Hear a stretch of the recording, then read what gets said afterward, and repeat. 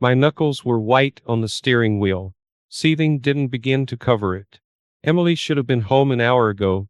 Another, late meeting, stretching past any sane workday. Her excuse was paper thin. Her voice tinged with that forced cheeriness that was starting to set my teeth on edge. "Don't wait up, honey," she'd chirped earlier. I waited, all right. I waited, parked down the block from that overpriced bistro where her so-called client meetings seemed to magically coincide with happy hour.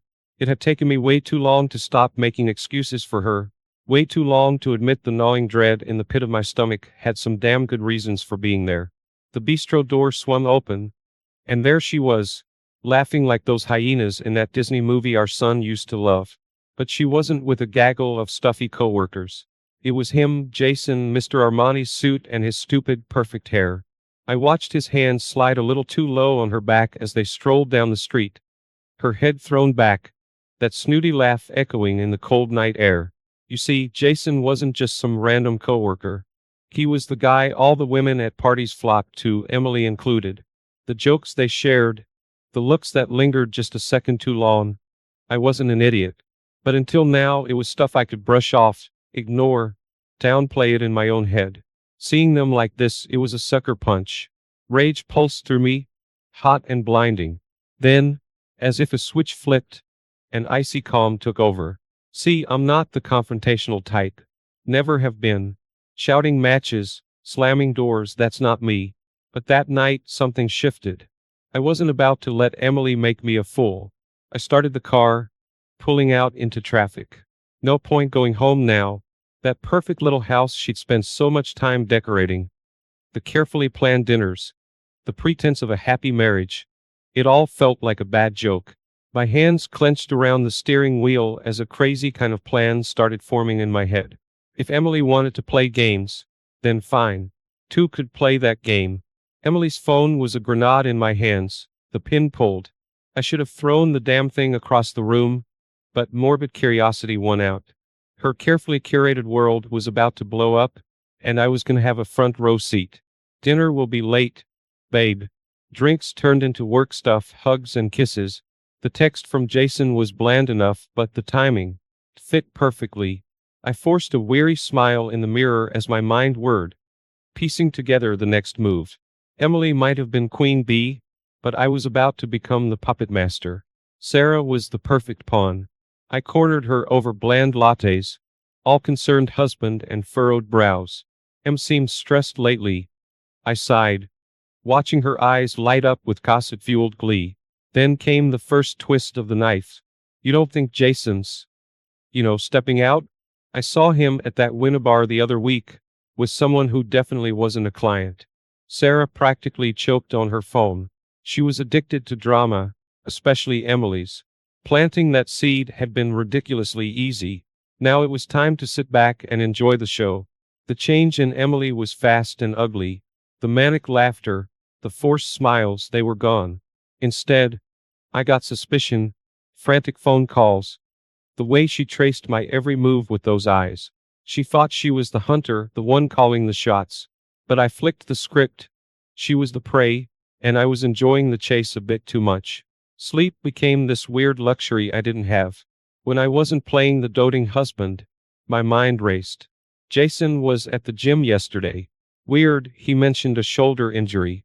A casually dropped comment over dinner. A flicker of panic in Emily's eyes that was oh so satisfying.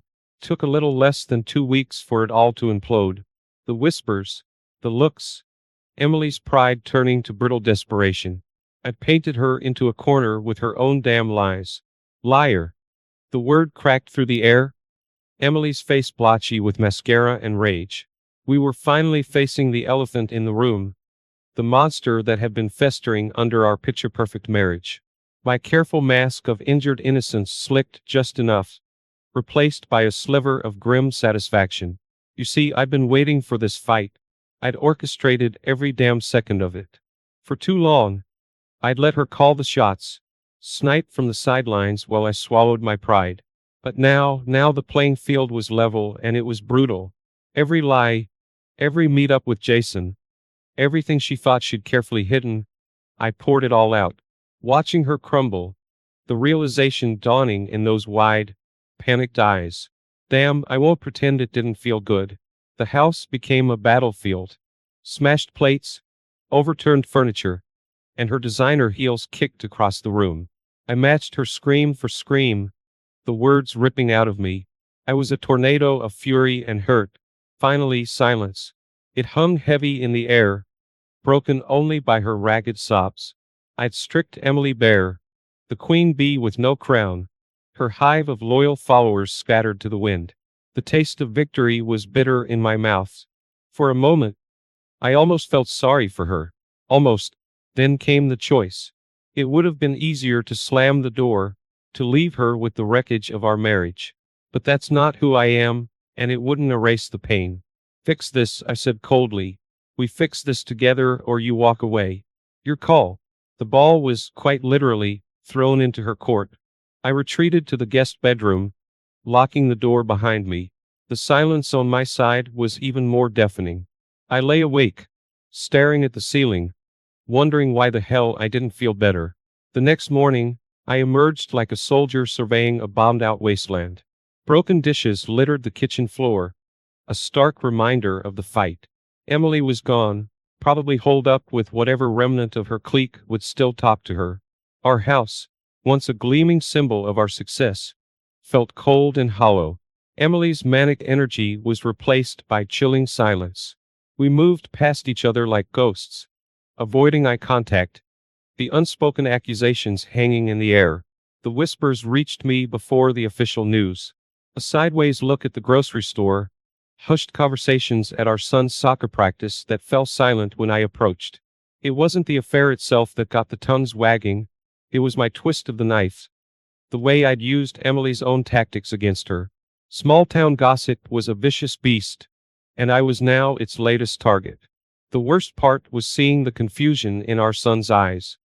He wasn't old enough to understand the complexities of betrayal, just that his once solid world was crumbling. I tried to shield him, but kids are perceptive. The strained smiles and whispered arguments behind closed doors. He felt it. The holidays were a disaster. Christmas dinner at Emily's parents' house felt more like a court-martial. Her mother glared at me with barely concealed disgust, while her father remained stoically silent. Sarah, Emily's sister, was the surprise wild card. She took my side, the righteous indignation in her eyes mirroring my own simmering anger. It was a small victory in a sea of judgment. My brother, bless his soul, became my rock.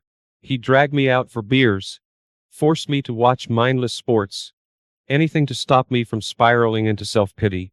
This isn't who you are, man, he'd say, and I'd want to believe him, except I wasn't so sure anymore. My nights became a blur of legal jargon.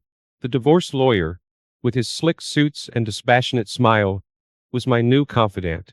He spoke in clauses and percentages, translating the wreckage of our marriage into cold, hard facts. Paperwork became my obsession. Every betrayal painstakingly documented, dates and receipts and carefully worded accusations. This wasn't just divorce, it was an autopsy.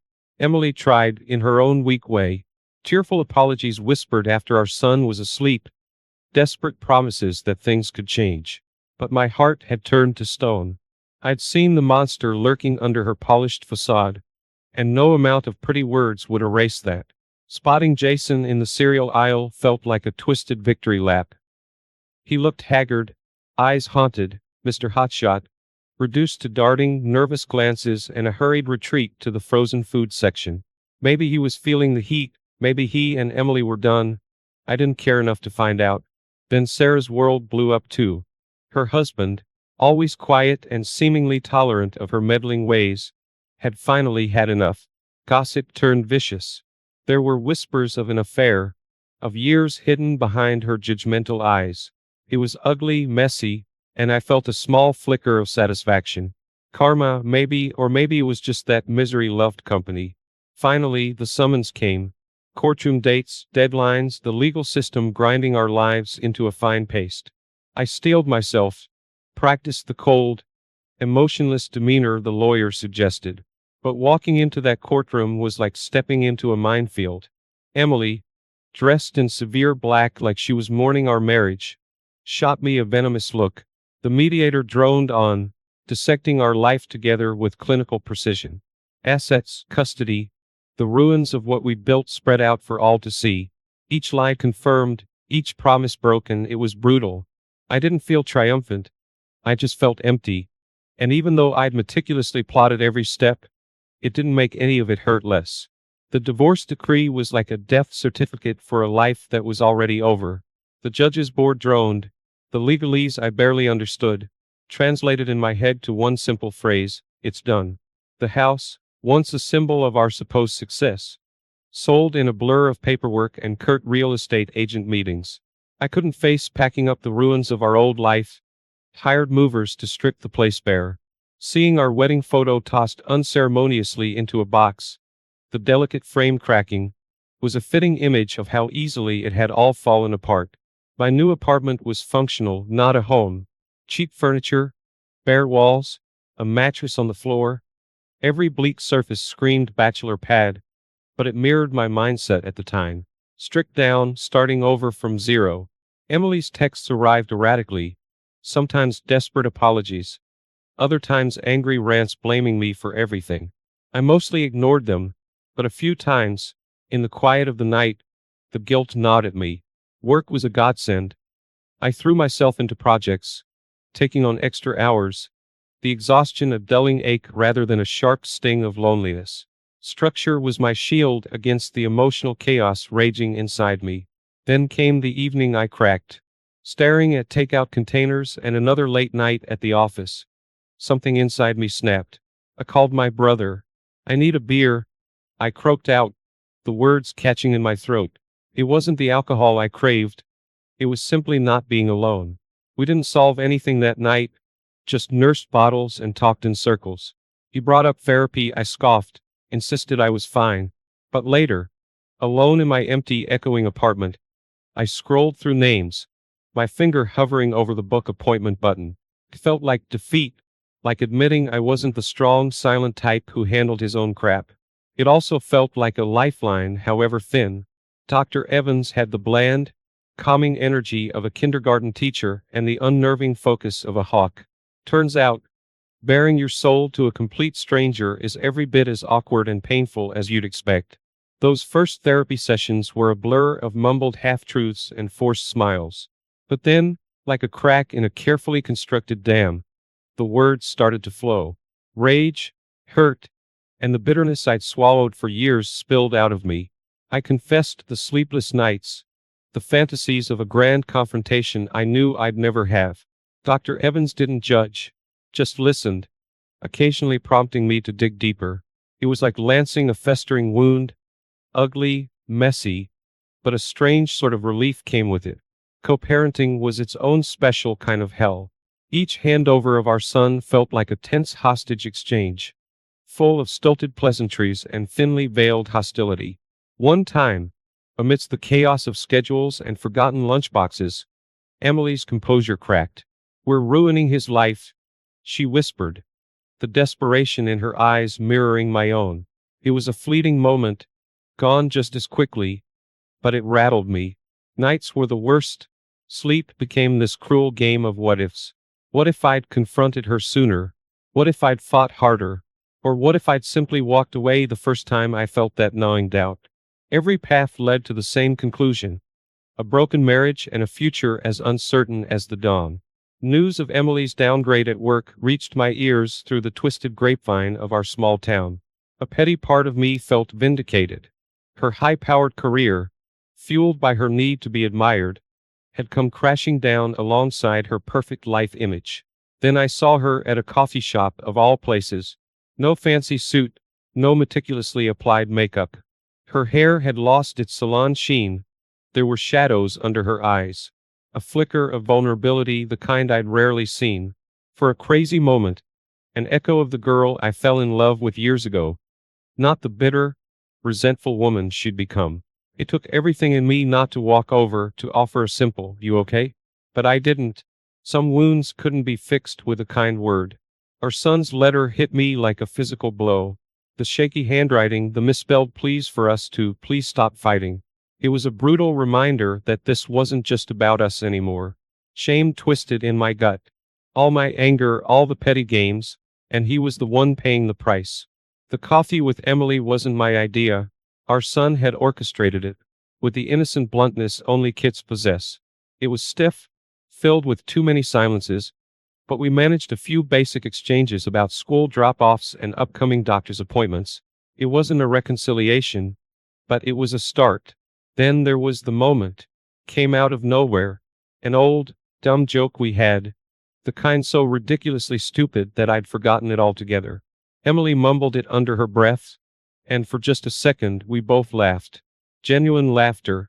It was over as fast as it had begun, the silence returning with an almost physical weight. But there was a flicker of something in her eyes, a shared memory of a time before all this bitterness. I didn't try to fix it, didn't slide my hand across hers, didn't whisper promises we both knew we'd break. This wasn't forgiveness, not yet. But it was a shift, a tiny lessening of the tension that had defined our every interaction. His birthday party was like walking through a funhouse, bright noise and forced cheer, a stark contrast to the turmoil roiling underneath. Emily and I kept our distance, the truce still fragile. Yet, when our son tripped and scraped his knee, something instinctual snapped. For a few minutes, it wasn't me versus her. It was simply parents rushing to their child. A shared moment of worry pushing aside our war. That night, lying on the same uncomfortable mattress in the spare apartment, I didn't feel any closer to closure. But maybe, just maybe, there was a path forward.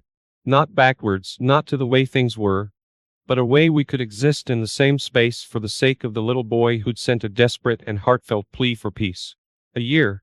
It felt like a decade in the blink of an eye all at once. The anniversary of our divorce wasn't something I celebrated, but it was a milestone nonetheless, a marker of survival. My apartment was starting to feel less like a temporary shelter and more like a grudgingly accepted home. Scrolling through social media one night, I stumbled upon a photo that made my stomach lurch.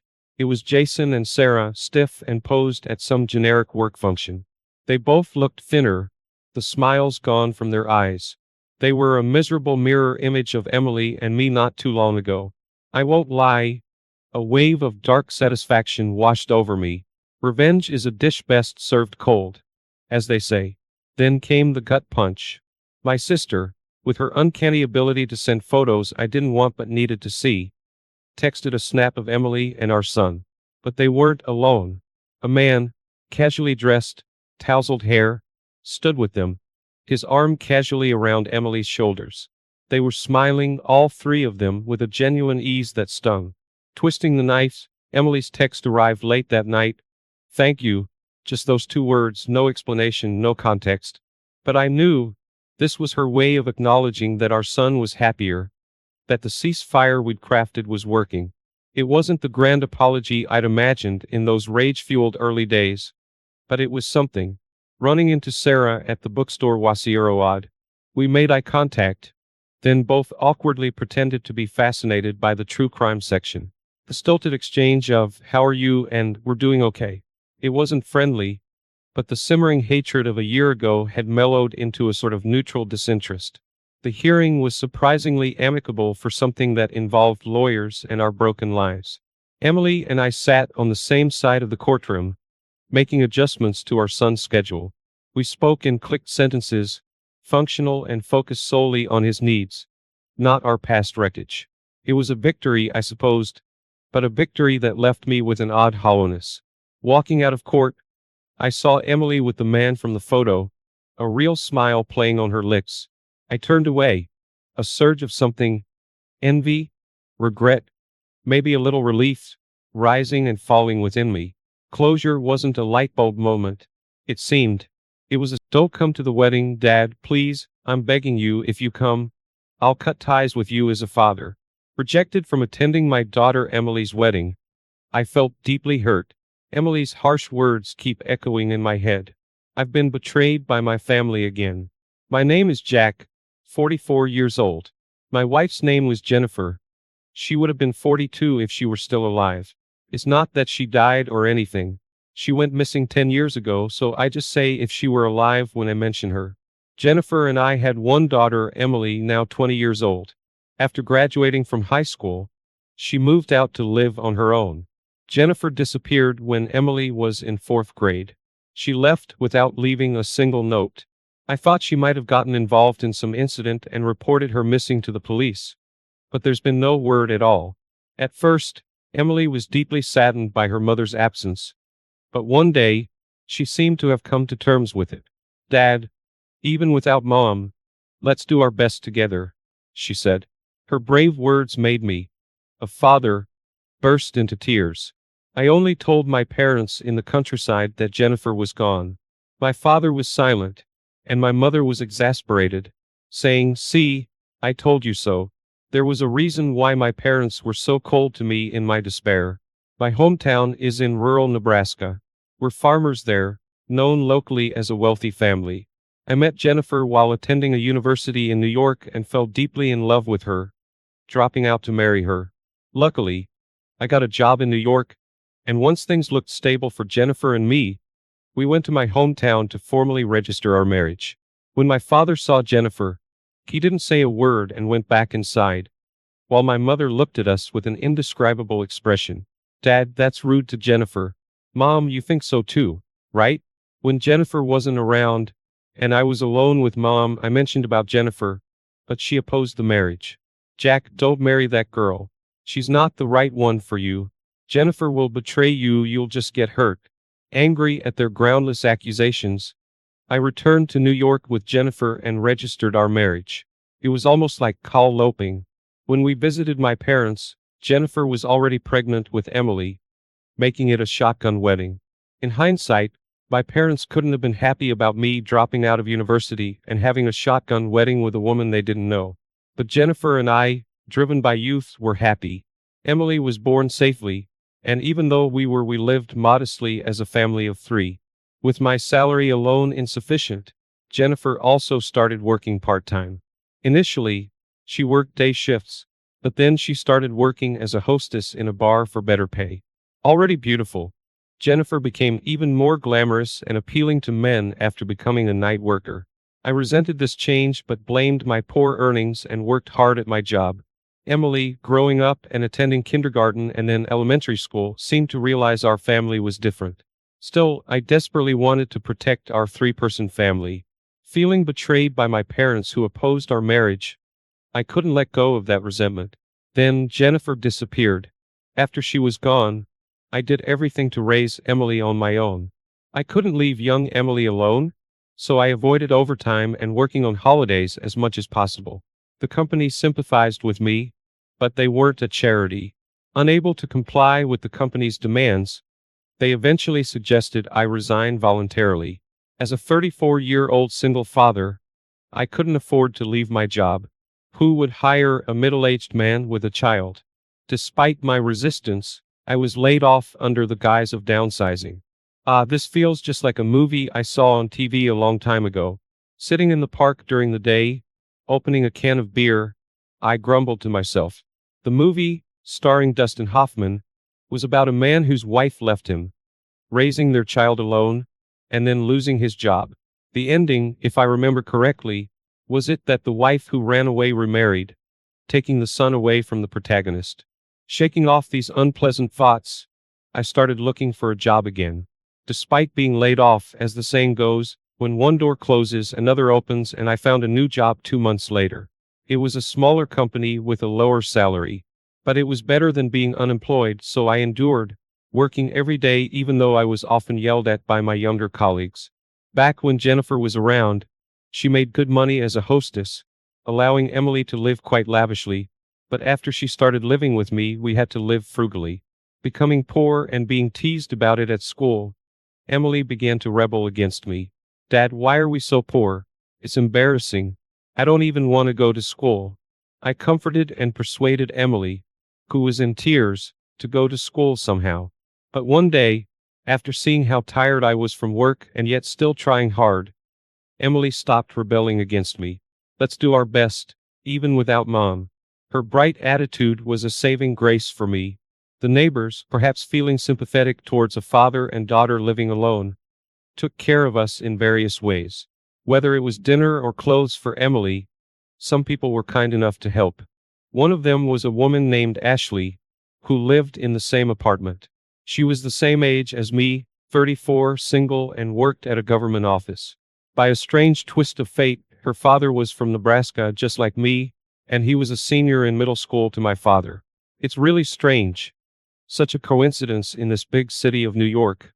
Ashley said and took care of Emily without asking for anything in return. It's embarrassing to say, but Emily is a girl. Naturally, there are things about girls' underwear that a man wouldn't understand. When I confided this to Ashley, she laughed and said, "It's okay. It must be hard for a man," and kindly gave advice.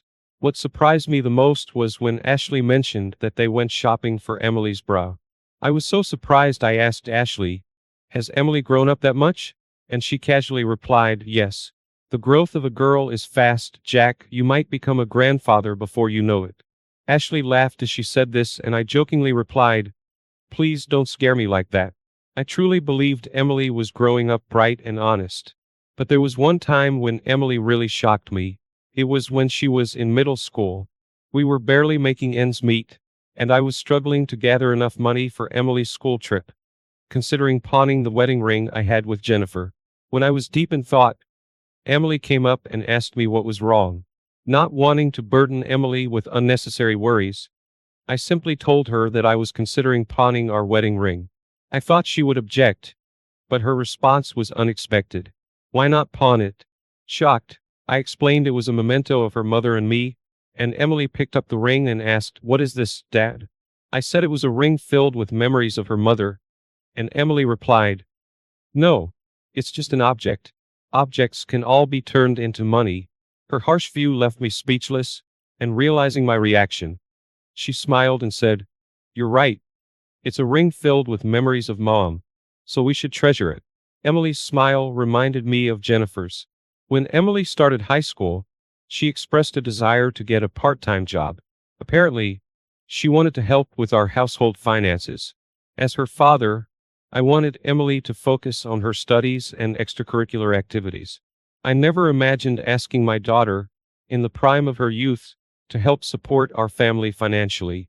Yet Emily insisted on getting a part-time job. When I asked if there was something she wanted to buy, she bravely answered that there wasn't anything in particular. She just wanted to help with the household expenses. I allowed Emily to take a part-time job on the condition that she continued to excel in her studies. "Thank you, Dad," she said, hugging me. It had been years since she had done that, and I felt a bit of unease. True to her promise, Emily was an honor student at school, and she worked part-time whenever she had free time. It seems she was working as a waitress at a family restaurant. As a high schooler, Emily, who resembled her mother Jennifer, began to exude an adult allure.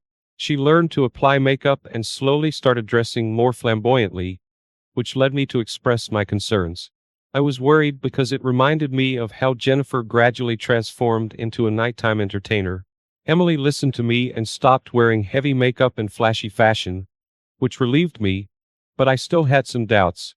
It was because of the perfume she wore, the same scent Jennifer used to wear.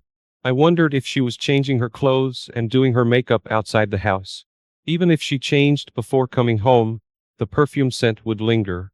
I felt betrayed by my own family. There should be no lies within a family. Family members must trust each other. Thus, I dismissed my suspicions about Emily. The time I spent with Emily gradually decreased. Emily spent her holidays immersed in part-time work. I felt a touch of loneliness as she was even away from home during Christmas and New Year's. When I confided this to Ashley, she comforted me, saying, "She's a girl. She has her social life, but Emily is a good girl. Being a father can be lonely." I thought all I could do for my only family, Emily, was to leave her as much money as possible after I'm gone. So, I put more effort into my work. Emily graduated from high school without any trouble. I encouraged her to pursue higher education, but she gently declined, saying it wasn't necessary. I truly felt like an inadequate father. Emily got a job as an office worker at a small company. Although it was a small company, it was part of a well-known corporate group, making it quite an achievement for a high school graduate to get a job there. People asked if I had connections, but being without any, I could only say we were lucky. Emily started living alone in an apartment close to her workplace. I asked to visit once, but she refused. I figured she didn't want her father invading her territory. Living alone in my apartment, I led a solitary life. All I could think about was how to leave as much money as possible for Emily. Then one day, I received a text from Emily.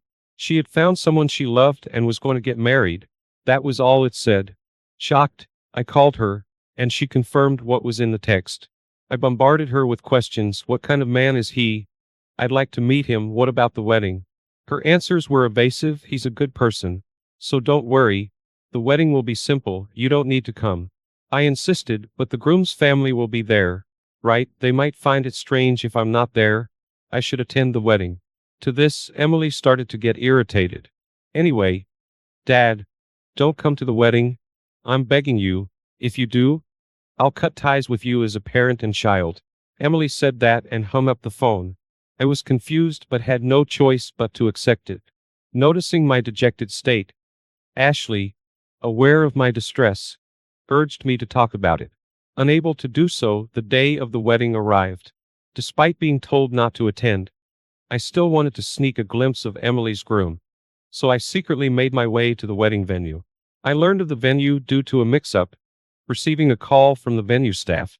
As I peeked into the hall, I saw Emily, dressed in a pure white wedding gown, happily talking with a tall, gentle-looking young man.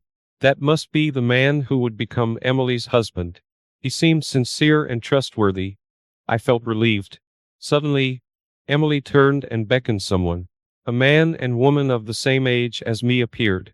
It was the missing Jennifer and a man I didn't recognize. Why is Jennifer here?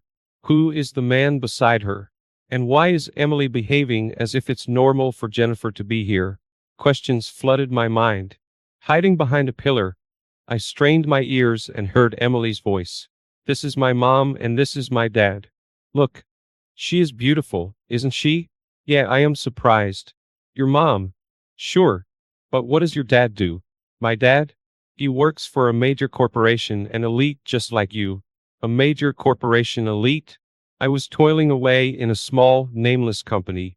Then Jennifer spoke. Please take good care of our daughter. We eloped, so we never had a ceremony. We wanted Emily to wear a wedding dress. Wait. Jennifer. Who did you elope with? Me or that man? I finally began to grasp the situation. So that's how it was. Don't come to the wedding, Dad. I'll cut ties if you do. Being refused to attend my daughter Emily's wedding ceremony. Her cold words echoed repeatedly in my mind. I was betrayed by my family again. Jennifer didn't just disappear. From the words about eloping with a husband, it became clear to me that Jennifer had run away with her lover. Emily's sudden change of mood, the day she became resolute, must have been because she was in contact with Jennifer. And I was deceived all this time. Just like the ending of that Dustin Hoffman movie I saw long ago, I decided to approach Jennifer and Emily for a final goodbye. Congratulations on your wedding, Emily. I won't see you again. Jennifer and Emily froze upon seeing me. And Jennifer's a fair partner. Emily, who is this? He looks like you. Emily's soon-to-be husband asked curiously. How should I put it? Kind of like the difference between a new laptop and an old laptop, you know. Inside, I retorted at her analogy. But Jennifer looked resolved. Long time no see, Jack. I hear you're still Pua. Emily told me. She mocked me. Emily joined in. I've been patient. But I'll say it now. I hate being Pua. I was ridiculed at school for it. So I went along with Mom's plan. Dad, or should I say former dad, came from a wealthy family. I'm waiting for the day a huge inheritance falls into my lap. To me, you are nothing more than that. In contrast, my new dad is wealthy. I love him. He gave me lots of presents for my birthday and Christmas. His connections got me my current job. I felt nothing upon hearing this. All I thought was not to leave her a single penny of my assets. In the silence, a man yelled out, Emily, what do you think parents are for? It was Emily's would-be husband. My family was Pua too, raised by a single dad. I never resented him. He loved me, and you're here saying you hate being Pua and love the wealthy. That's the lowest. I won't marry you. He left after his declaration. Jennifer and Emily panicked. Jennifer ran after Emily's former fiancé copyright. Emily came to me. Sorry, it was just a joke. Let's make up. Our family feud ends here. She continued her pleas. Hey Dad. Go calm him down, please. I ignored her. I had an important business meeting to attend. Outside the venue, a luxury car was parked, and Ashley said from inside, Is the greeting done, boss? It's almost time. I just said I understood and got into the car. Emily looked puzzled and asked me what it meant. I explained the situation. Thinking to leave as much money as possible for Emily, I reconciled with my parents after she left home, and I had to ask my parents for a favor to help me start up a company. After you left, Ashley and I started dating. Ashley used to be an illustrator as a hobby, so we set up an advertising company together. I'm the president and she draws. It was a huge hit, especially with corporations. In just 2 years, we experienced rapid growth. Now, our annual turnover has reached $1 million. Emily's eyes widened. In a completely different tone, she said with a coquettish voice, Oh, why didn't you tell me sooner? So I'm a president's daughter now, Daddy. I love you. Emily contorted her body. It was the first time I found my own daughter repulsive. Silently, I closed the car door and headed to the hotel where my business partner was waiting. Ashley and I sat side by side in the back seat of the car. Ashley, wasn't there a movie with Dustin Hoffman that had an ending like this? Yeah, The Graduate, where he steals the bride from the wedding and runs away. Kramer versus Kramer, and now The Graduate. Seems